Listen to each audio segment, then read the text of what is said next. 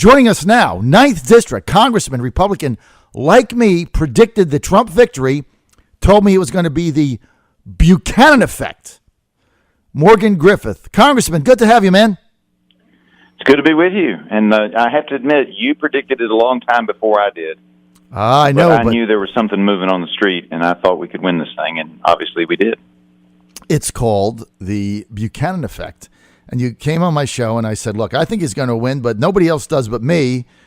What do you think, Griff? And you said, he's going to win, and here's why. And you explained the Buchanan effect. People showing up out of nowhere that nobody saw voting for Trump. That's what happened during the Super Tuesday primary, and that's what happened in Wisconsin, Michigan, and Pennsylvania. Now, Congressman, what do you think about some of these choices for Trump in the administration? Let's start with your colleague from the House, Tom Price. What did you make of that one?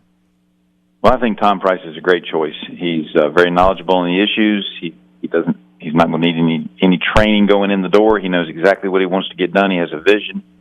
Obviously, Congress will tweak that a little bit, but we're going to have a positive vision on how we can do health care and do it much better than it was done under Obamacare. Republicans didn't get any real input on that. Right. When they brought that final bill over, no amendments were allowed, no hearings on the final bill in the Energy and Commerce Committee, which has jurisdiction and on which I serve.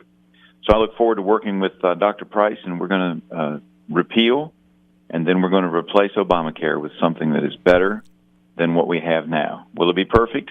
Probably not. Healthcare is very complicated. Right. But it'll certainly be a whole heck of a lot better. And if we can't make it a little bit cheaper by getting rid of a lot of the bureaucrats in the Obamacare system, then there's something wrong with us, because they are making the costs go way up. All right, I tell you what, you're going to be our guy on telling us what's going on as these proceedings go forward. I'm not going to get into detail now because there is none. It's premature, other than it sounds like what you're saying is you guys are going to get to work on something that's going to be pretty dramatic, right? Yes, sir. That is the plan on all kinds of issues. There's a real excitement here. We've been talking about ideas, and now we actually get a chance to implement them. The House and the President are ready to go. I hope the Senate is, because they need to be buckled up and ready, because we are ready to hit the ground running. Are they going to stand behind that 60-vote cloture man-made rule again? What do you think? They are. Yeah. They are. Now, we've got some ways around it, but I'm hopeful that they may eventually, and hopefully sooner than later, get so frustrated with obstructionists on the other side that they realize that it's anti-American, mm-hmm. and they really need to get rid of the modern filibuster cloture hold rule, which allows you to, put a hold on a bill, and then you don't have to do anything else. That's it. The bill is basically dead unless you can get 60 votes. That's crazy. If you want to stand on the floor and debate it for 100 hours, I'm all with you. Go back to the old rule where it was 66 votes to stop from talking. I'm fine with that, because if you feel strongly enough about it to go to the floor and explain to the American people why it is you want to stop what we're trying to do, that's fair. But if you want to hide behind an anonymous hold and go off and have a fancy steak dinner, that's not right, it's not proper, and it's un-American. Okay, so just so our audience knows, Congressman Morgan Griffith, who's with us, 9th District, I agree with you 100%. You want to do away, and by the way, this is not in the constitutions, had nothing to do with the Founding Fathers.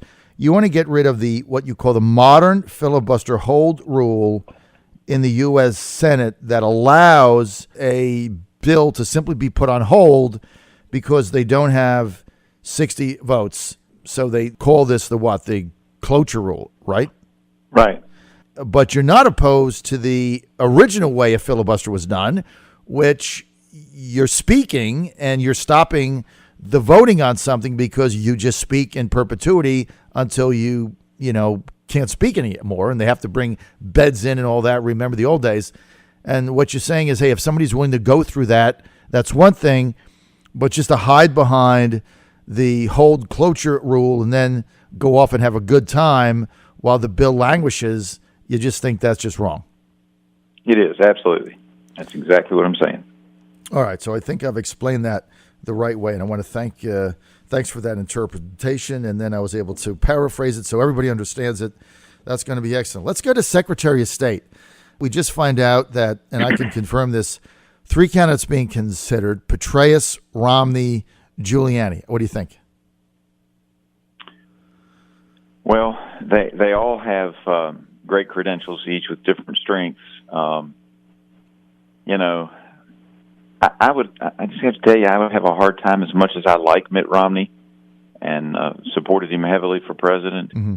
I would have a hard time, if I were Trump, putting him in a position for fear that, on some issue that didn't have anything to do with international diplomacy, he would take offense at something that I said and suddenly, quit and say, the president's lost his mind. I mean, some of the things he said during the campaign were just, I thought, a little over the top. And it doesn't mean I don't respect him. He's got great ability, and he's a great guy.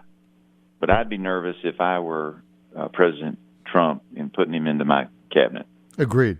But agreed. I mean, look, it's President-elect Trump's decision, but I think you're spot on with that. I don't see where it's in the president-elect's best interest, the country's best interest. Coupled with the fact that he's got a foreign policy vision that is counter to Trump's. I mean, Trump ran on, let's get out of these wars and get out of these regime changes, and Romney ran in 2012 on further expansion. So I can't see this at all, but I've heard inside that likely not going to be him anyway. I personally think it's going to be Giuliani at the end of the day, but we'll see what plays out. Congressman, let's get to the some of these other choices here. I know we've got $20 trillion in debt. Trump chooses yesterday his finance director, Steve Mnuchin. I've only met him once. I don't know if you've met him, but he's from Goldman Sachs, Wall Street guy. We've had a lot of these Wall Street financiers in there. What did you make of that? Well, I mean, hopefully he knows how to turn the economy around. I mean, that's what we're looking for, is get this economy rolling, because the best way to deal with our national debt is to have a growing economy. That gives you more money. If we don't increase spending greatly and we increase the revenues coming into the government because we've increased the number of people working and the number of people making good salaries, then that's a win-win. It's a win for the country, and it helps get us out of our deficit problem.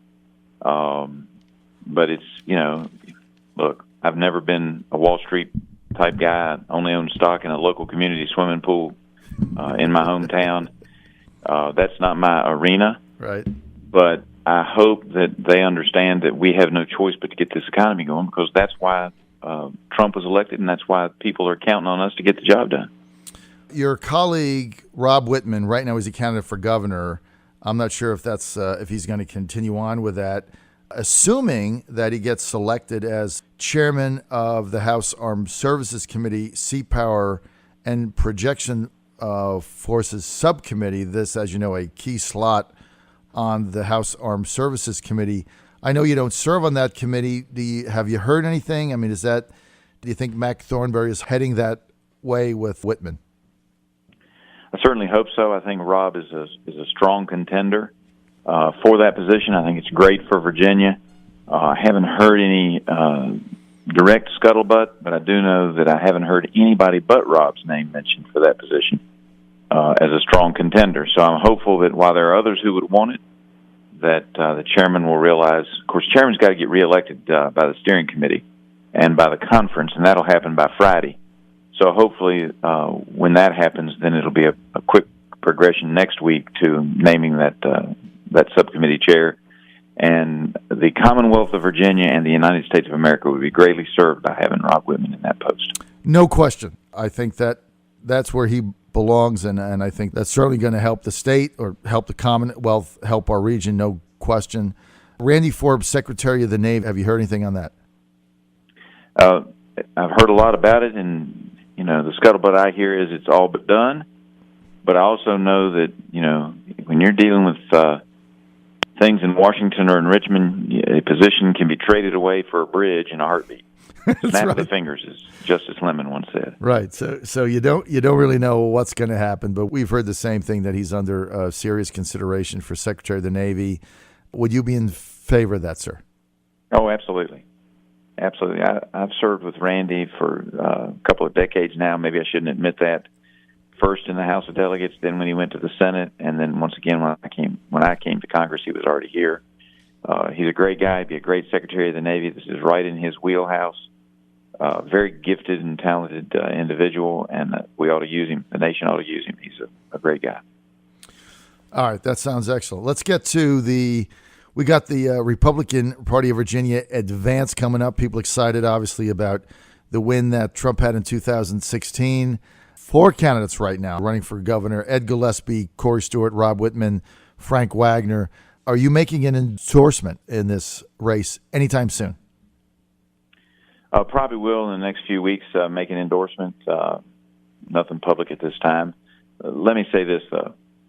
Any endorsement that I make is not a slight to any other candidate. We've got to stop thinking that if I'm for somebody, then I'm against the others. Right. We have a strong team. We need to make sure that we're not out trashing each other. We need to make sure that we have a strong candidate for governor, somebody that can win, and make sure that we, restore some sanity to Richmond.